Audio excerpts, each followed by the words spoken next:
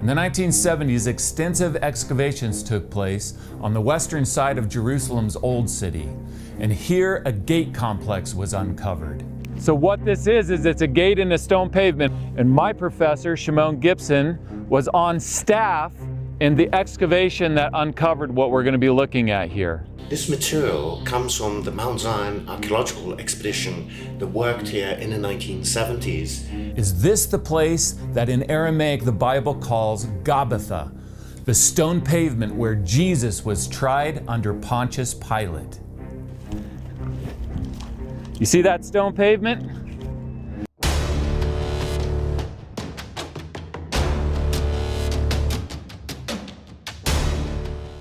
This is the Old City of Jerusalem.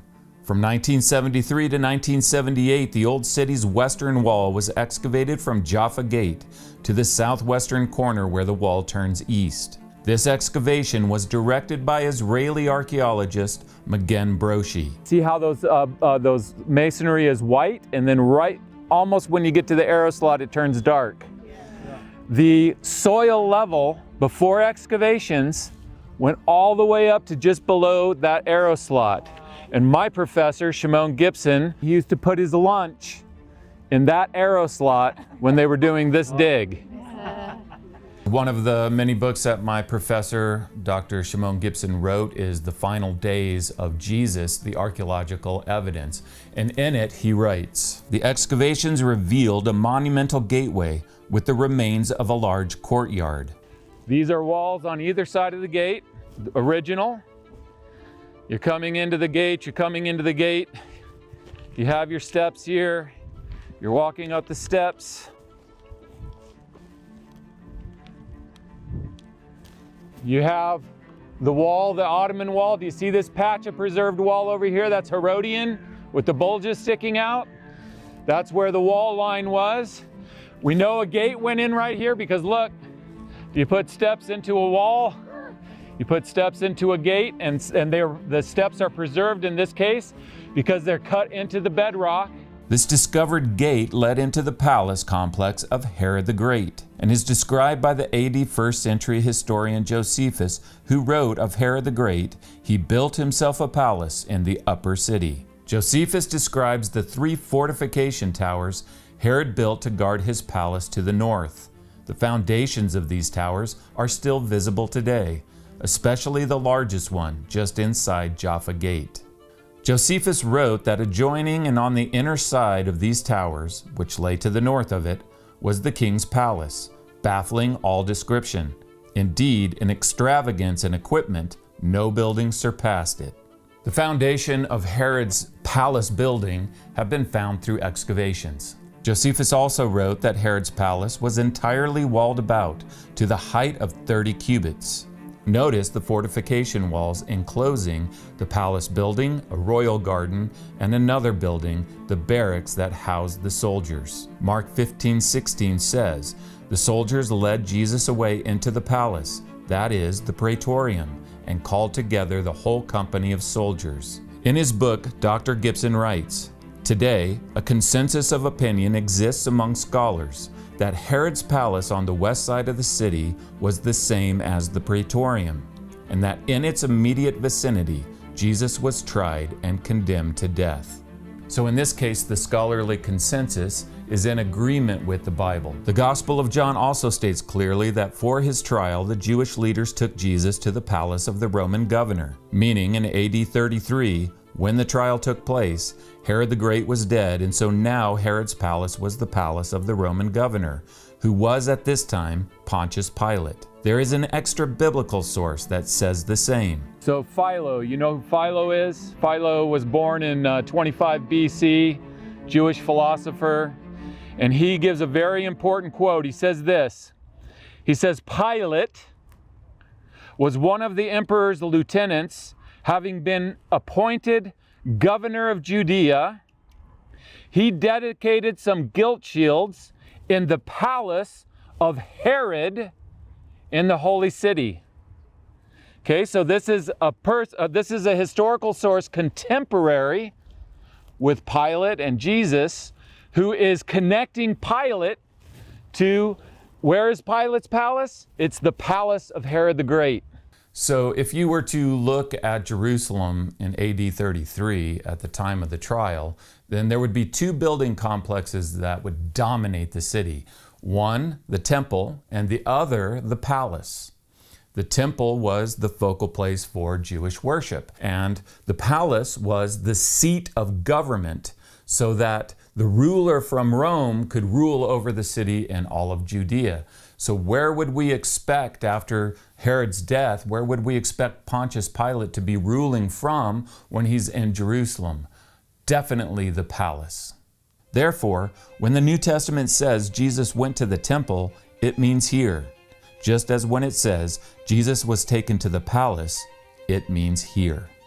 So the question then is, where in this palace complex did the trial take place? So on the western side of the palace complex, we know there was a gate. One of the main reasons Herod the Great would have built this is as an escape route in case the city revolted against him.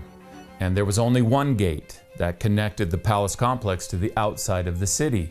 The way that we know this is through archaeology, because that entire western side was excavated in the 70s and only one gate was found. In his book, Shimon describes what they found when excavating the gate area. Gibson writes, "The excavations revealed a monumental gateway with the remains of a large courtyard situated between two fortification walls. On the north side of the courtyard was a rocky outcrop, and on top of it was a small rectangular built platform with steps. Located at the ruins of this gate, a reconstruction of the gate from Dr. Gibson's book is shown on a sign, which we based our own reconstructions on. The monumental gateway consisted of an outer and inner gate. The remains of a large courtyard made from stone pavements was made of a lower and upper floor connected by stairs."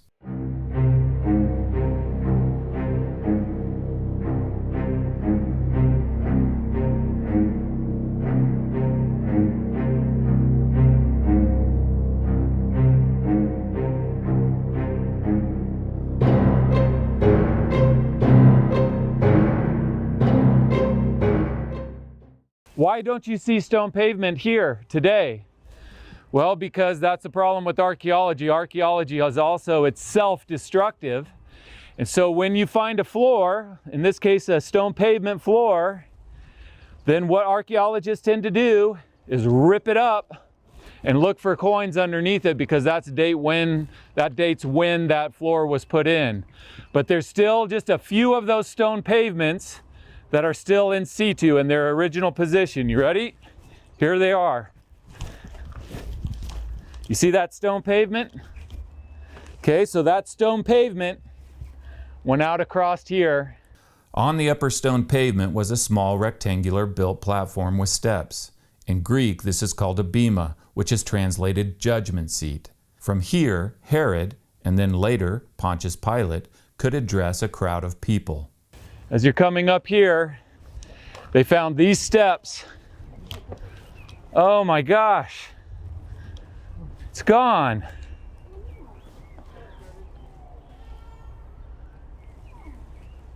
Oh man, the bema stone is gone. Wow. There was a bema stone that they found that was right here. Maybe that's it. Yeah, that's it. So somebody pushed it over. Do you see how that rock is carved right there? That's it. It was sitting up here. Over the last 2 years, somebody pushed it down. Looks like it broke off the side of it too. That's a crying shame, because that is part of the preservation of the bema. So whenever something is found in archaeology, it needs to be interpreted. What is it? What does it mean? And the best tool to use for interpreting archaeology are ancient texts. And the ancient text that was used in this excavation to interpret these finds was the Gospel of John. In his book, Gibson writes, "These finds also fit very well the description in the Gospel of John regarding the place of the trial of Jesus." There's a lot of description in the Gospel of John that they're going in and out. Pilate's going in and out. He's bringing Jesus in and out. So there has to be a gate. And in the excavations, they found this gate complex. The place is called in the Gospel of John the stone pavement. And what did they find in the excavations? A stone pavement. Pilate sits down on a judgment seat, which they found through archaeology. They found the judgment seat.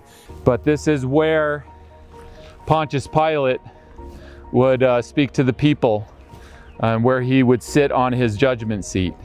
So this fitting between the Gospel of John and what was found in the excavations that he took part in is why Dr. Gibson interprets this place as being biblical Gabbatha. So if you want to learn more about how the Bible fits with the archaeology of Jesus, I recommend my book, Where God Came Down, the Archaeological Evidence. I'm a very visual person, so it's a very visual book, and I'll leave a link in the description below where you can order that.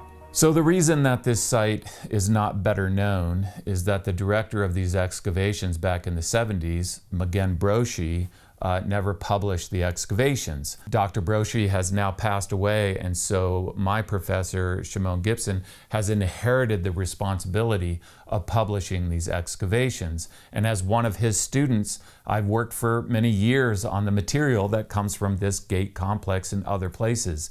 And I can tell you that it's still going to be a long time until this is published, because the amount of material coming from this excavation is overwhelming. These are stone vessels also from that period of time. Wow. And boxes, and bags, and boxes, and it just goes on and on. All the way up here.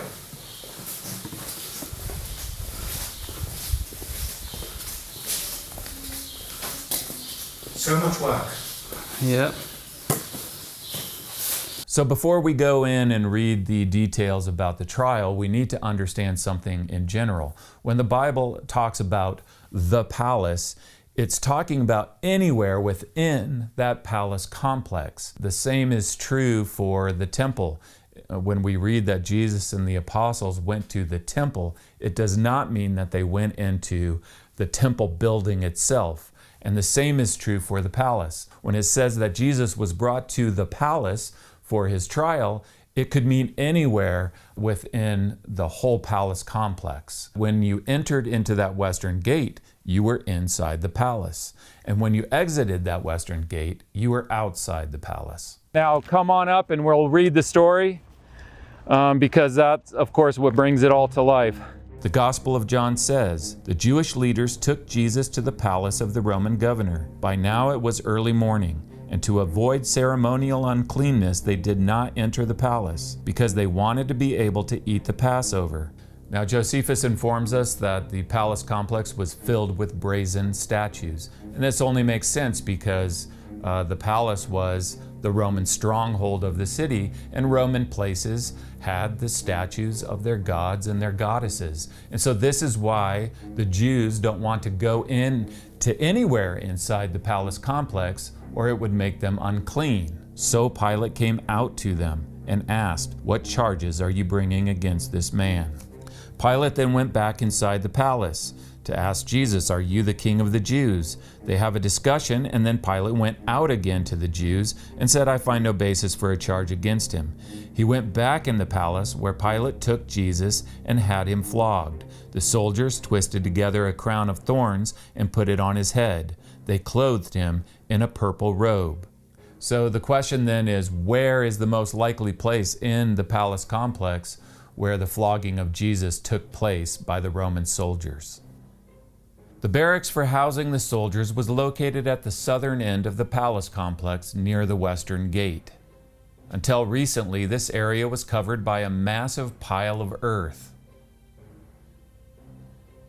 To get the next shot, I stood on the wall facing west. This shows that the pile of earth has now been removed and is now a large parking lot.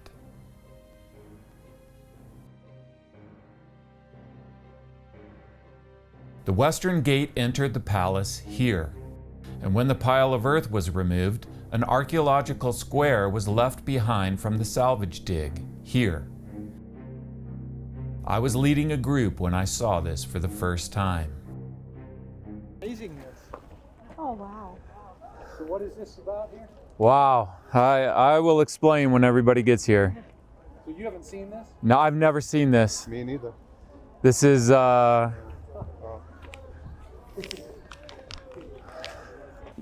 was a gigantic mound of dirt, and the whole mound of dirt is gone, and so I jumped up on a bench and looked over and saw this. We are inside of Herod the Great's palace complex, and that is the floor of some building that was in that complex. Now I can tell by looking at the, whoa, I almost went to visit it down there. I can tell by looking at the tesserae, you know, these little cubes, that this is the Roman period. We're looking at the time of Jesus right there. And we're looking at it in a place that we know Jesus went through this particular event where he was flogged by the Roman soldiers. So it makes sense. It's the most probable place where the flogging of Jesus took place would be inside the gate and near the barracks where the soldiers lived, since it was the soldiers that flogged him. And so I'm not saying that it took place right where we saw that mosaic floor, but somewhere in the vicinity of these barracks is the likely place where the flogging of Jesus took place. And so these mosaics are critically important. They connect to the event of Jesus being flogged by the Roman soldiers, and yet they're a parking lot today. I mean, as an archaeologist, that's pretty depressing. After the flogging, John's gospel continues. Once more, Pilate came out, and this time, Jesus came out wearing the crown of thorns and the purple robe. Pilate said to them, "Here is the man." As soon as the chief priests and their officials saw him, they shouted, "Crucify! Crucify!" bringing the charge that Jesus claimed to be the Son of God. When Pilate heard this, he went back inside the palace. "Where do you come from?" he asked Jesus. Then Pilate goes back out, where he is told of Jesus that anyone who claims to be a king opposes Caesar. When Pilate heard this, he brought Jesus out and sat down on the judge's seat at a place known as the stone pavement, which in Aramaic is Gabbatha. With all this going in and out, there has to be a gate. Why not the gate complex that is found in the 1970s through archaeology, where they also uncovered a stone pavement and a judgment seat? John 19:16 says, "Finally Pilate handed him over to them to be crucified." And then what happens next, as recorded in the Gospel of Luke, is what absolutely convinced me that this place was Gabbatha. Luke 23:26 says, "As the soldiers led him away, they seized Simon from Cyrene, who was on his way in from the country, and put the cross on him and made him carry it behind Jesus." So Luke says, as they led Jesus away. Where were they leading Jesus away from? Gabbatha, from the stone pavement, the place of the trial. And so then it says that Simon of Cyrene is coming in from the open country. Okay, there's only one gate for the palace complex that connected the palace to the open country, and that's this western gate. Surely there was an eastern gate, but that connected the palace to the city. Simon of Cyrene couldn't have been coming in from the country, approaching that eastern gate. The western gate, we know that there's only one. We know this from the archaeology because the entire western side of the palace complex was excavated and only one gate was found. And so this is the gate for the palace complex that would allow for Simon of Cyrene to come in from the open country and then be given the cross of Jesus to carry. Okay, so we have to deal with the problem of why people aren't brought to this gate and shown this place. They're taken to another place on the eastern side of the city, and they're shown the remains, archaeological remains of another gate over there. So in order to understand how this happened, we need to follow the history of Jerusalem. In AD 70, the city of Jerusalem was massively destroyed by the Romans, and this is when that western gate was also destroyed. It was sealed off under the rubble of the destroyed wall and fortifications that were near it. So it's sealed off. About 100 years later, the Roman Emperor Hadrian comes and rebuilds the city, calling it Aelia Capitolina. In Hadrian's city, he built an eastern gate. And it's the remains from this gate that is seen and that people are taken to today. And so now it's known with certainty that this gate that people are shown dates to the time of Hadrian. And so it is in the wrong place and it is from the wrong time. The gate that dates to the right time and is in the right place is the Western Gate, which of course remained sealed under the rubble and destruction of Jerusalem until it was finally discovered through excavations in the 1970s. Again, another amazing place that nobody comes to. And yet, of course, it's not about the Jews crucifying Jesus, and it's not about the Romans crucifying Jesus. It's about all of us who crucified Jesus, right? Because we're all fallen short of the glory of God. We're all sinners in need of the forgiveness and the atonement of the blood of Jesus. He wasn't crucified against his will, against God's will. He surrendered himself to that kind of punishment, to take our punishment on himself so that we could receive what we don't deserve, and that is his grace. It's this match between the archaeology and the Gospel of John that really convinces me that this is Gabbatha, the place where Jesus was tried by Pilate. If you found value in this video, please like it. It helps it get out to other people so that they can also see this information. You also may be interested in watching this other video where I explore direct archaeological evidence for Jesus of Nazareth.